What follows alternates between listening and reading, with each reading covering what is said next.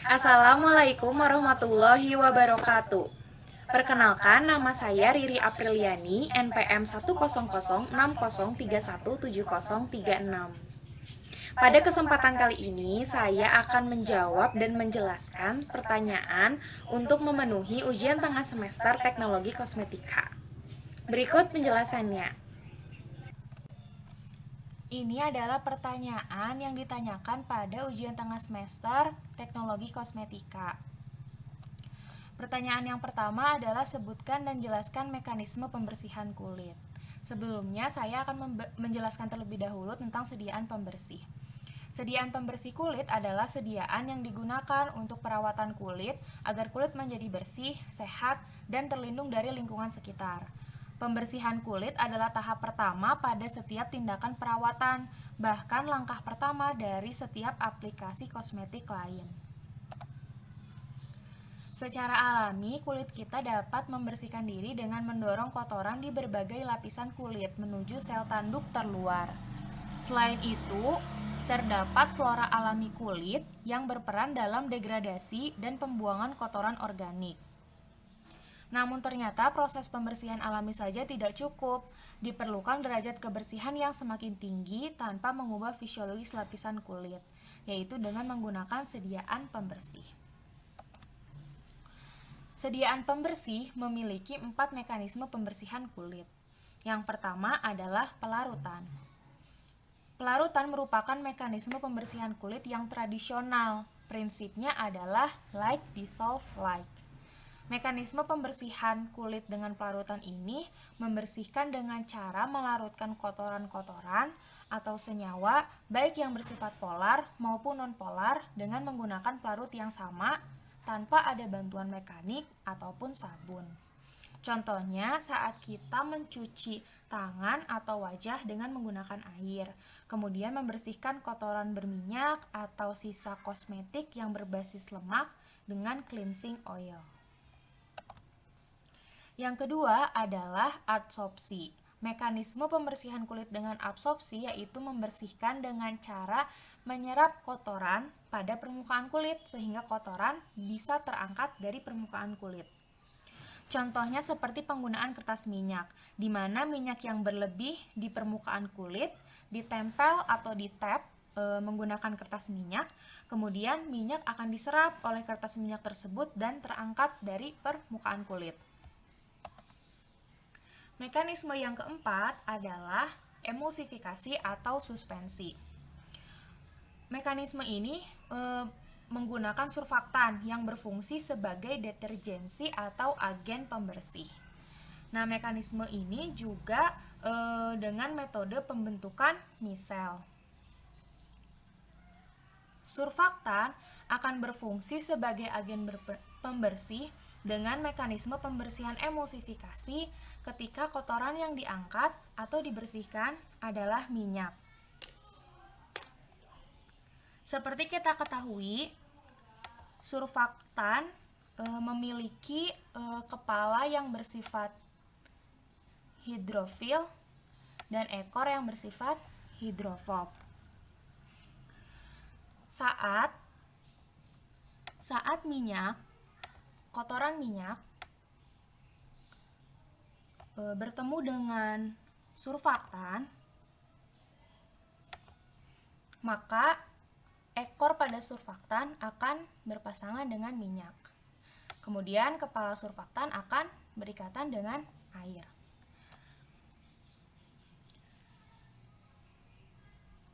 Surfaktan yang belum mendapat pasangan akan berpasangan dengan ekor atau kepala surfaktan yang lain sehingga membentuk suatu misel.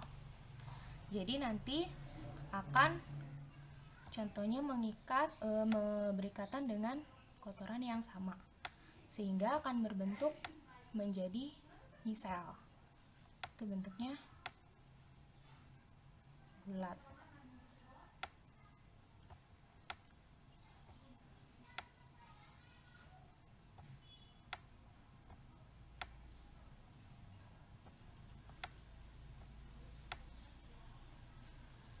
Kurang lebih gambarnya seperti ini. Jadi nanti akan terbentuk misel, sehingga si kotoran minyak tersebut lebih mudah terangkat atau terbilas oleh air. Nah, sedangkan kalau surfaktan itu berfungsi sebagai agen pembersih dengan mekanisme suspensi, ketika kotoran yang diangkat atau dibersihkan adalah kotoran padat.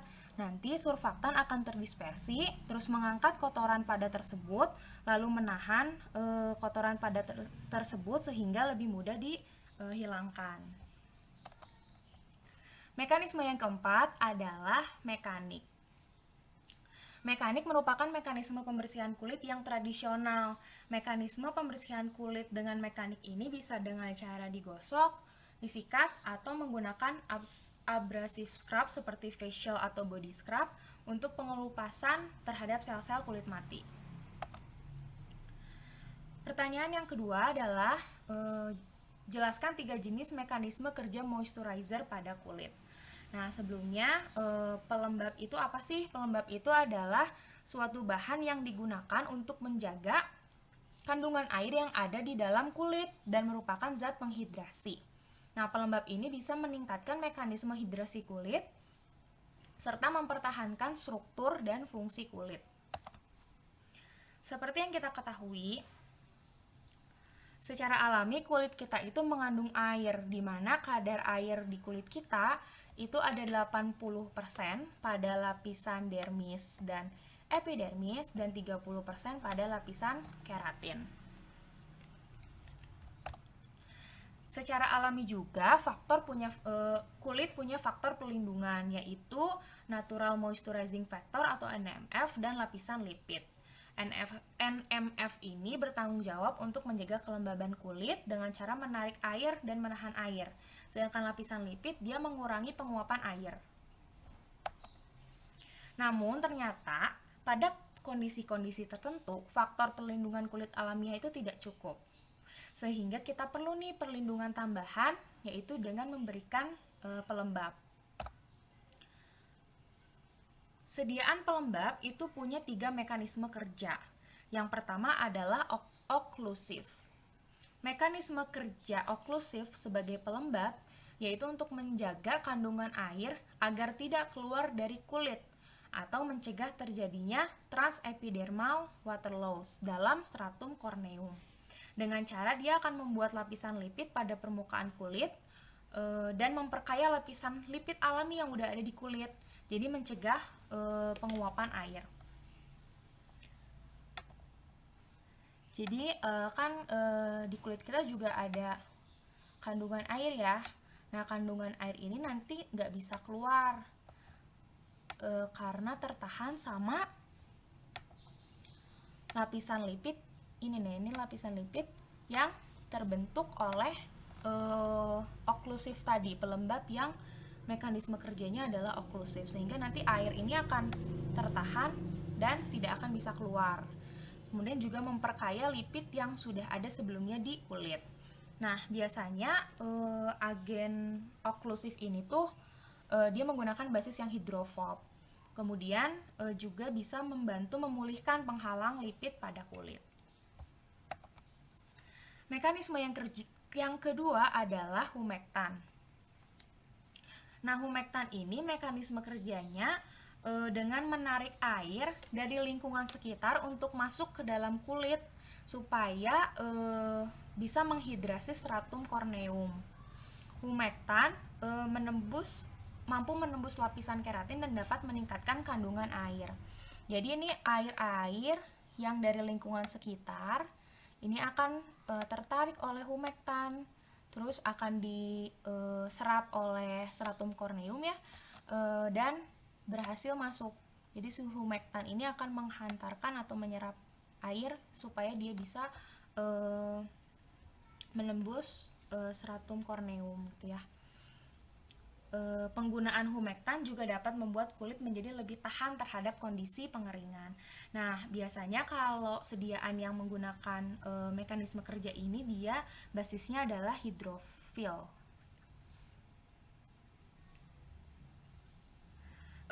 Kemudian mekanisme yang ketiga adalah emolien.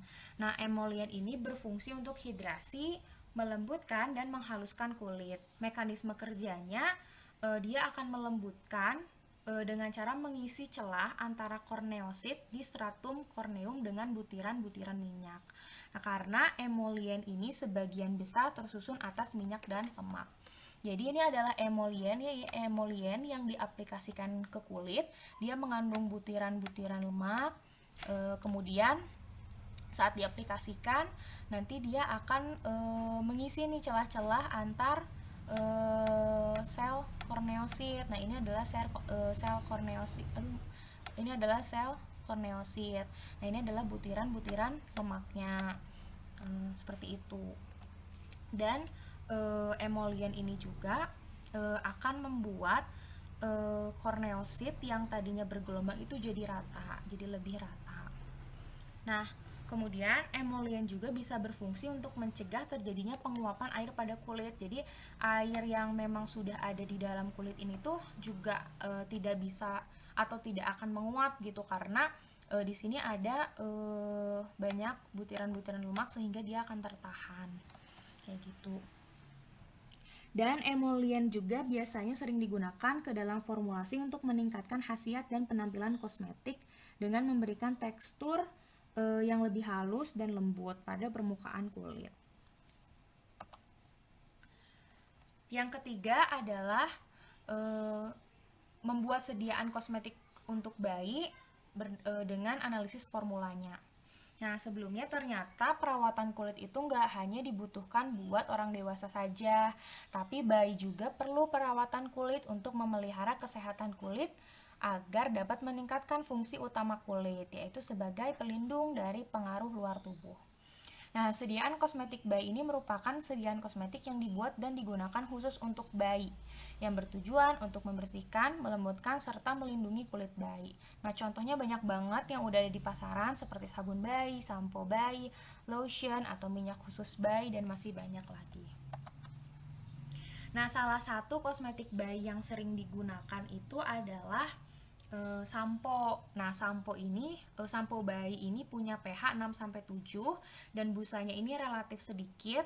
Biasanya menggunakan campuran surfaktan amfoter dan non-ionik serta tidak mengiritasi mata. Nah, kenapa? Karena kombinasi antara surfaktan amfoterik dan anionik ini akan memberikan efek sinergis yang sangat baik terhadap perlindungan kulit dan bisa memperbaiki sifat produk.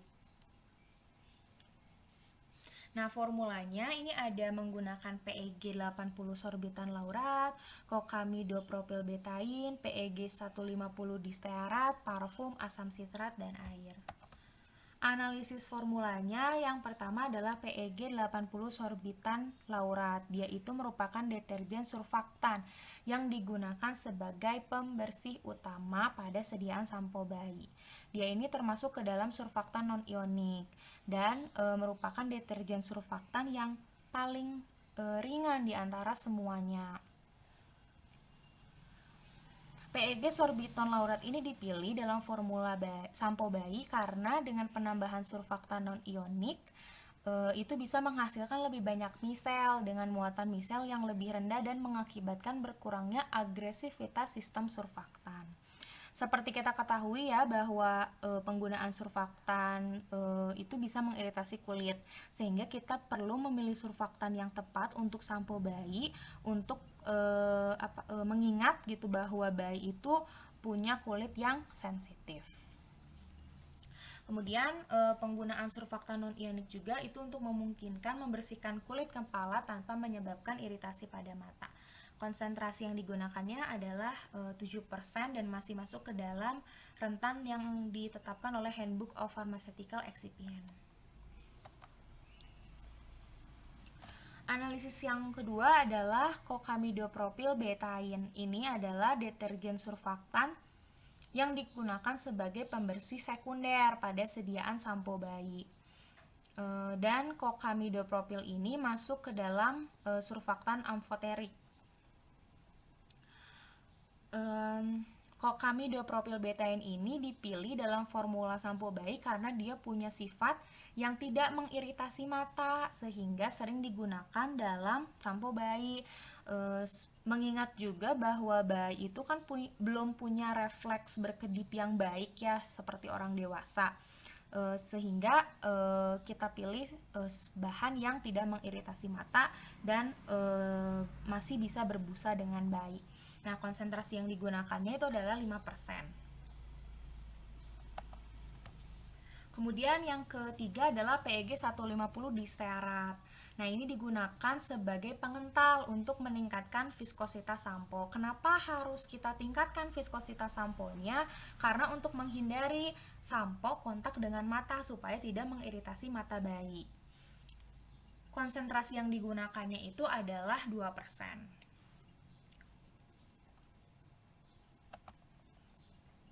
Berikutnya adalah asam sitrat.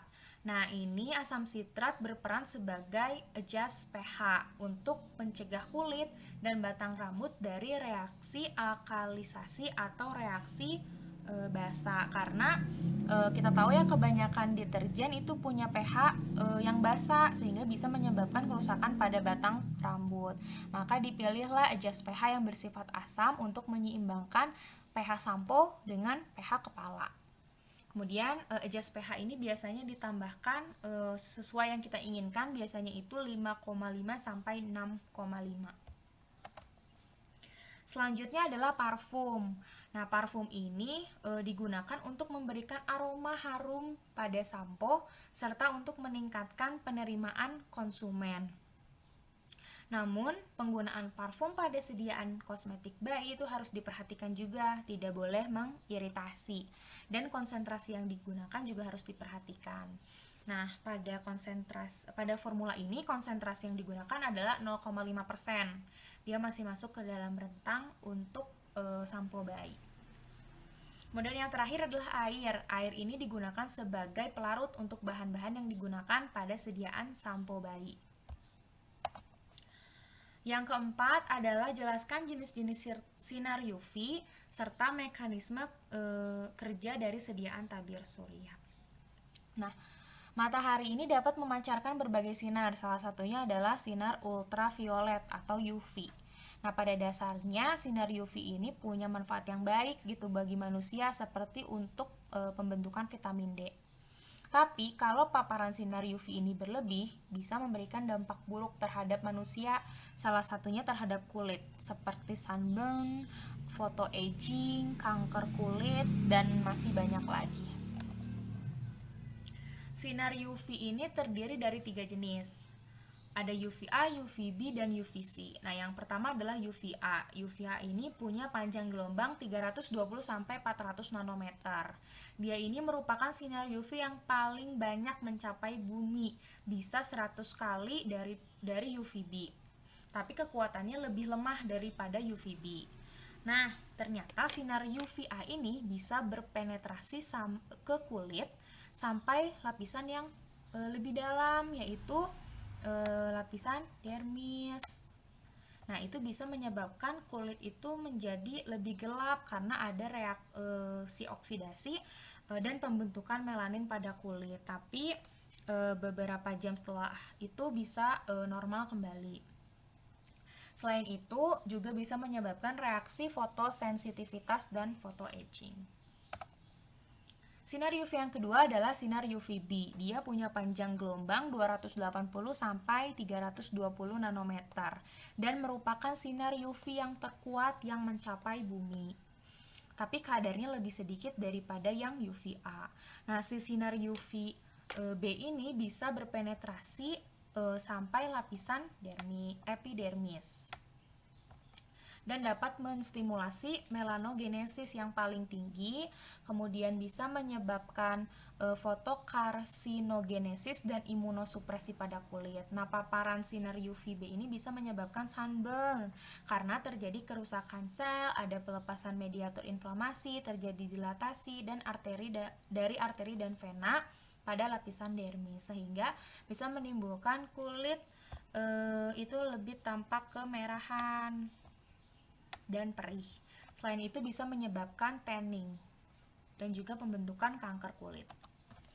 Sinar UV yang ketiga adalah UVC. Dia punya panjang gelombang 200 sampai 280 nanometer.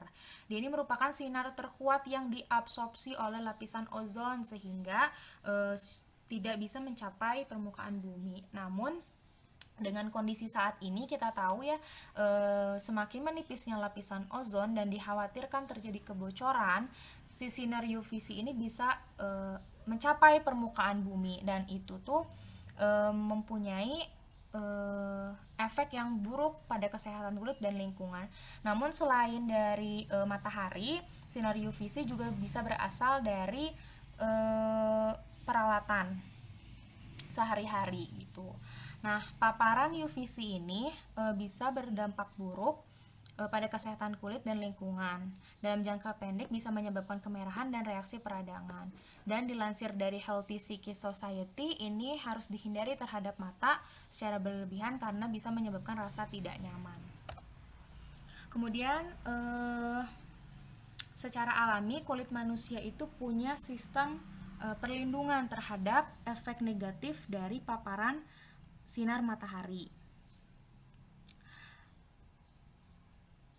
Mekanisme pertahanan tersebut adalah penebalan stratum corneum dan pigmentasi kulit, di mana perlindungan kulit terhadap sinar UV bisa menyebabkan peningkatan jumlah melanin dalam epidermis. Jadi karena ada sinar UV dari matahari itu bisa menstimulasi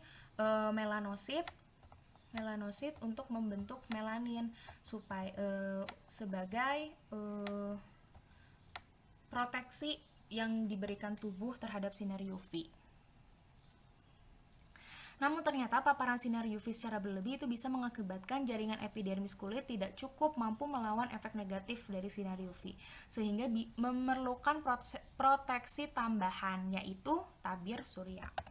Nah, sediaan tabir surya merupakan sediaan kosmetik yang mengandung suatu senyawa yang digunakan untuk melindungi kulit dari paparan sinar UV dan meminimalkan efek pemaparan pada kulit. Nah, mekanisme kerja sediaan tabir surya itu ada dua. Yang pertama, chemical absorber atau sun filter, di mana cara kerjanya atau mekanismenya dengan cara menyerap energi radiasi dari sinar UV, sehingga sinar UV tidak mampu menembus kulit. Zat kimia akan menyerap sinar UV yang punya intensitas tinggi dengan eksitasi ke keadaan energi yang lebih tinggi, sehingga energi yang hilang akan menghasilkan konversi energi yang tersisa menjadi panjang gelombang yang energinya lebih rendah dengan kembali ke keadaan dasar. Mekanisme yang kedua adalah cycle blocker atau sunblock. Nah, mekanisme kerjanya yaitu dengan cara memantulkan atau menghamburkan sinar UV yang memapari kulit karena sifat fisiknya, sehingga sinar UV tidak mampu masuk ke dalam kulit. Zat yang biasa digunakan itu ada titanium oksida, zinc oksida, petroleum merah, dan masih banyak lagi. Sekian yang bisa saya sampaikan. Mohon maaf apabila ada kesalahan dan kekurangan. Billahi taufiq wal hidayah. Wassalamualaikum warahmatullahi wabarakatuh.